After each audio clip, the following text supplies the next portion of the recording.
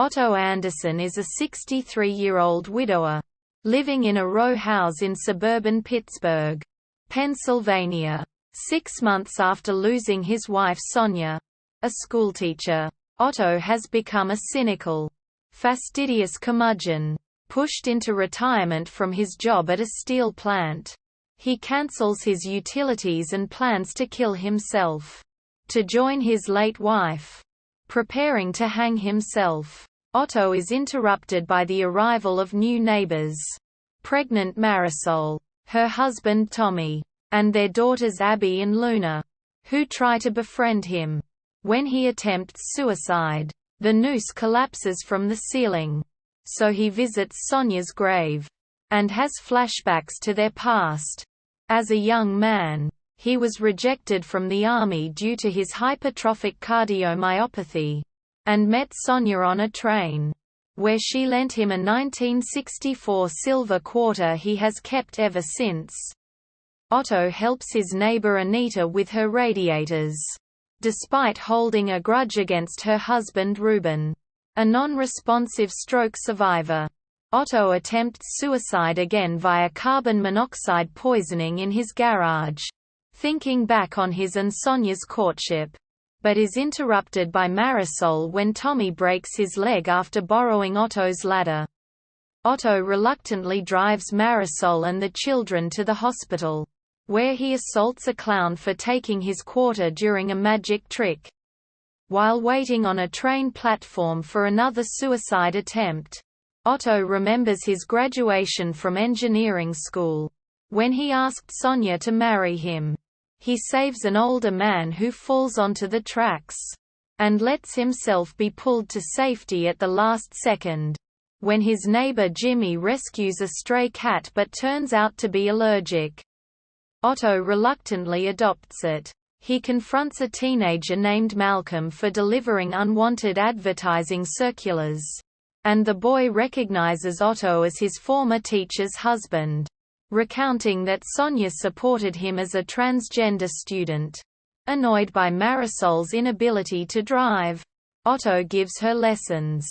They visit Sonia's favorite bakery, where Otto explains that Anita and Sonia were best friends, but he and Ruben grew apart over trivialities such as loyalties to different car manufacturers, culminating in Ruben's coup replacing Otto as chair of the neighborhood association. Otto babysits Abby and Luna while Marisol and Tommy spend a night out together, and befriends Malcolm, helping fix his bicycle. Otto dodges social media journalist Sherry Kenzie after video of the incident at the train station goes viral. Unwilling to come to terms with Sonia's death, Otto lashes out at Marisol and an agent for Diane Marika, a real estate company trying to take over the neighborhood.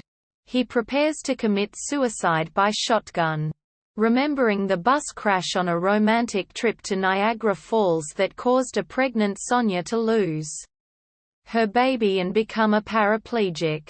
Interrupted again by Malcolm this time, Otto lets him spend the night after being kicked out by his father.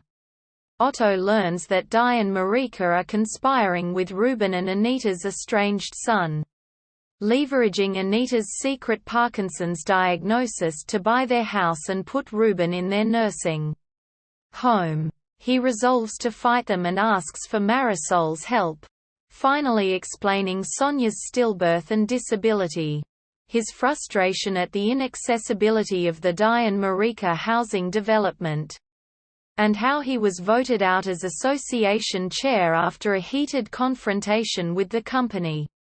When Di and Marika staff arrive to take Ruben, the neighbors band together to stop them, with Kenzie exposing their illegal access of Anita and Otto's medical records. Otto collapses and is taken to the hospital, identifying Marisol as his next of kin.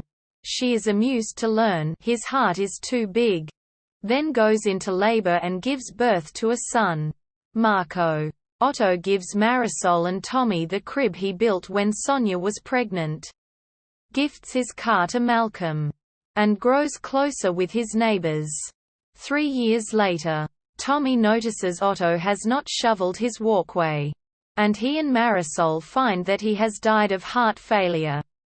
And left a letter to Marisol bequeathing his home, savings, new truck, and cat, following his wishes for a funeral.